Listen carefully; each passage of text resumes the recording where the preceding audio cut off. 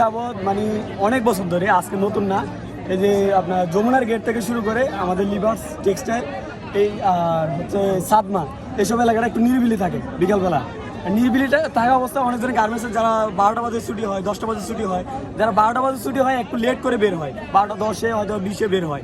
সব আগে যারা চলে যায় লেট করে, যারা পিছনে থাকে তাদেরকে টার্গেট করে বিভিন্ন ছিনতাইকারীরা মোবাইল নিয়ে এনে হয়তো বা চাকু মেরে তাদের থেকে বেতনের যখন টাইমটা হয় তখনই বেশিরভাগই মানে করা হয়, যে চিন্তাই করা হয়, তাদেরকে টার্গেট করে টাকা নিয়ে নেওয়া হয়, নাহলে মোবাইল চিন্তা করা হয়। এই গতকালকে আমাদের এক অফিসের মানে কর্মচারী, সে 12টার পরে ডিউটি ছুটি হয়েছিল, তখনই বের হওয়ার সময় দেখা গেল কি আপনার ওই লোকটাকে চিন্তাকারী কয়জনের লোকে ধরে তার মোবাইলটা নিয়ে নেওয়া হয়, এমনকি তার কাছে যে টাকাগুলো ছিল টাকাগুলো নিয়ে নেওয়া হয়।